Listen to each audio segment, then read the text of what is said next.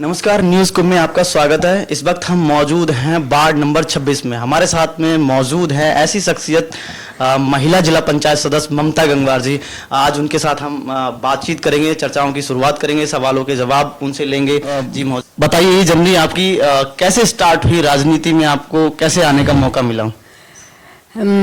ऐसा है कि मैं 2009 से बरेली आई। मैं शाहजहानपुर की रहने वाली हूँ।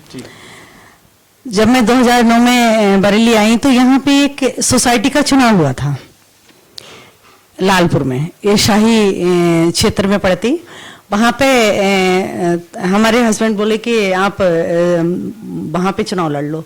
फिर मैंने वहाँ चुनाव लड़ा तो वहाँ से मैं जीत के आई तो थोड़ा सा एक्टिव हुई क्षेत्र में, खाद वाद देना। तो वहाँ से मेरी राजनीति शुरुआत हुई है। वो मेरी पहली शुरुआत है। तो आपने मतलब मैंने एक्टिव रहना, लोगों को, किसानों को खाद दिलवाना, उनकी समस्याओं को सुनना, तो सारी चीजें ही सारी रही मेरे साथ। वहीं से आपकी जो राजनीति की शुरुआत है, हाँ जी, यात्रा प्रारंभ हो गई। जी जी बिल्कुल। और उसके बाद में आप जिला पंचायत में इन्वॉल्व हो गई? नहीं, फिर मैं जिला मंत्री बनी भाजपा में। जी ठीक है, भाजपा में जिला मंत्री बनी और जिला मंत्री बन के मैंने महिलाओं के साथ क्षेत्र में, थाने में थोड़ा बहुत काम किया।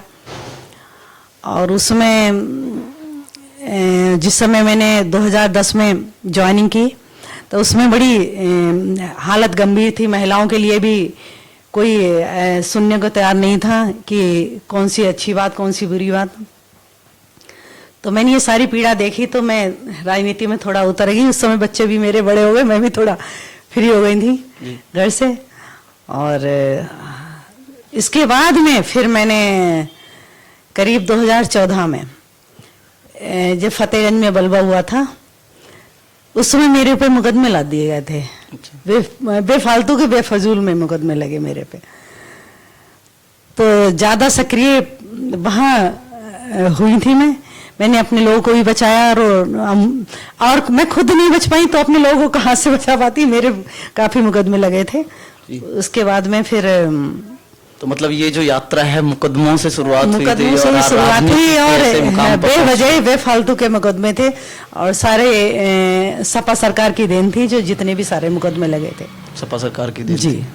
तो कहीं ना कहीं जो आपको राजनीति में उतारने का जो एक आयाम है, समाजवादी सरकार को एक मोटिव जाता है कि आपको राजनीति में भेजने का उनका सबसे बड़ा योगदान है।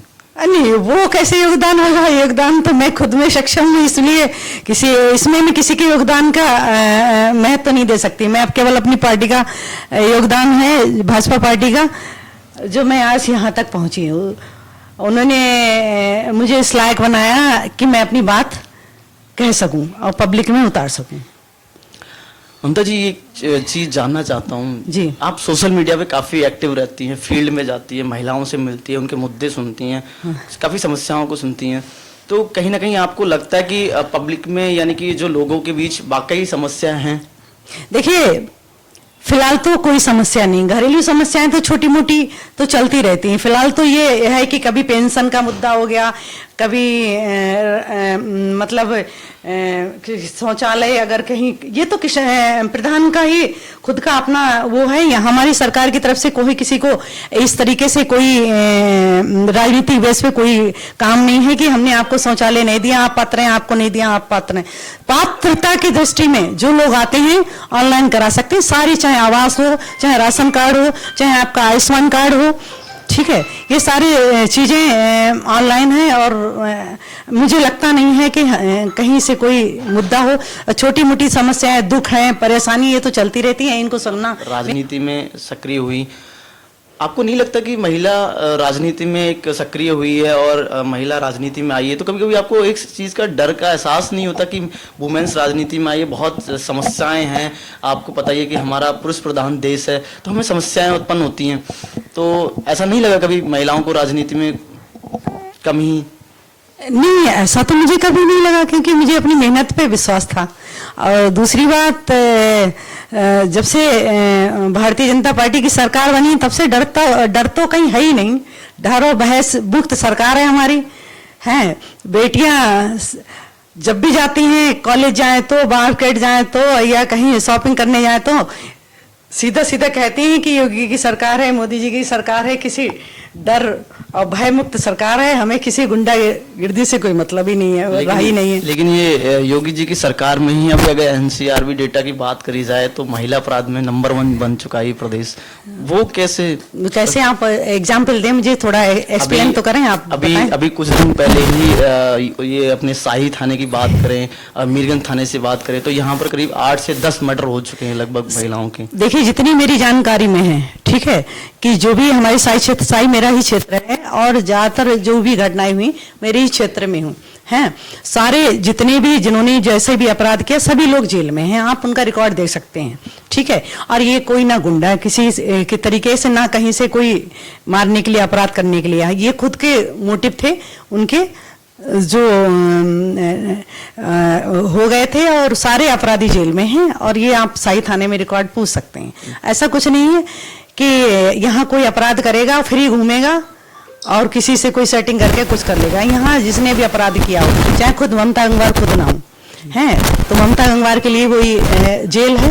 अगर हम अपराध करेंगे तो हम भी जेल जाएंगे। राजनीति में महिलाओं को, जैसे आप आगे आई हैं, आने वाले समय में महिलाओं को, ये जो वुमेन्स नई जनरेशन के युवा नेता निकले, उनके लिए क्या कहना चाहेंगे? देखिए, कि राजनीति में आना चाहिए। देखिए, ये तो मेरा कहने का मतलब, युवा भी काफी लोग हैं और महिलाएं भी काफी हैं। आरक्षण भी तय हुआ है, आपने अभी देखा है 33% आरक्षण मिला है।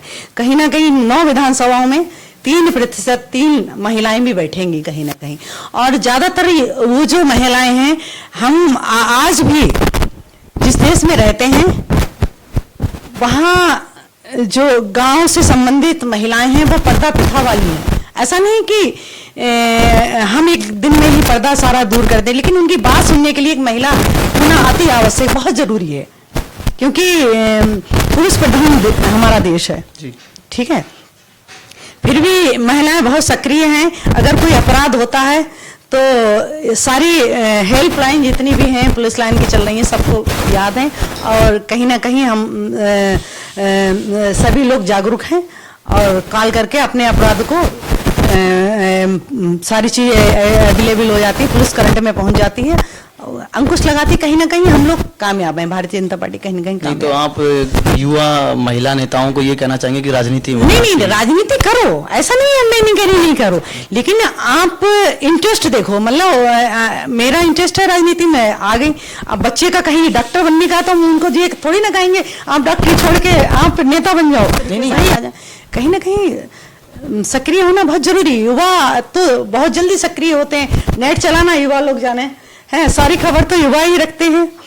युवा तो हमारे देश का भविष्य है। तो सोशल मीडिया पे आप बहुत एक्टिव रहती हैं, कभी कभार मुझे लगता है कि उस हिसाब से देखता रहता हूं मैं आपकी पोस्ट। लेकिन एक चीज मैंने आपकी बड़ी नोटिस करी है, जब आपके लोगों को टिकट नहीं मिलता है, सरकार जब भी आप बीजेपी में हैं, आप सरकार के समक्ष में हैं, आप सरकार के साथ में हैं, आपके लोगों को जब टिकट नहीं मिलता है तब आप बोलती हैं कि टिकट ऊपर से नहीं हुए तो वोट भी ऊपर से ही मिलेंगे, उसी हिसाब से। नहीं, ये मामला तब का था, अब रात गई और बात गई। ये सारे हमारे बड़े नेताओं की बात है कि हम इस बात पे चर्चा नहीं कर सकते हैं।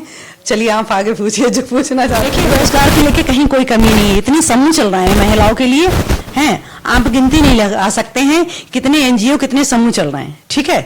घर बैठे रोजगार मिल रहे हैं, ये आप अनुमान लगा लें, ठीक है। अब हमारे यहाँ पे आप एक अभी उस दिन मीटिंग हुई थी, तो ये जितने भी अभी मेला लगने और रोजगार मेला लगने वाले हैं, उसमें भी है सभी युवाओं को काम मिलेगा, ठीक है।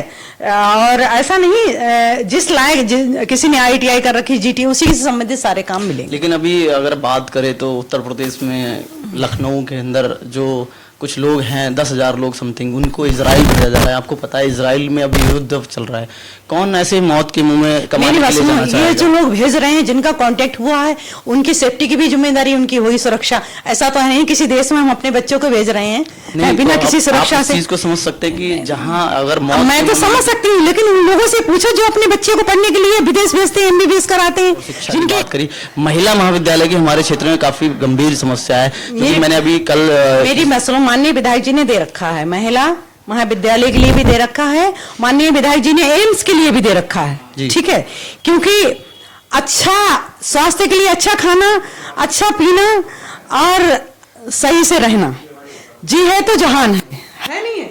अगर आपको अच्छा पानी नहीं मिलेगा पीने के लिए, अच्छे स्वास्थ्य के लिए खाने के लिए नहीं मिलेगा, तो आप क्या सोचें क्या विकास करेंगे भाई।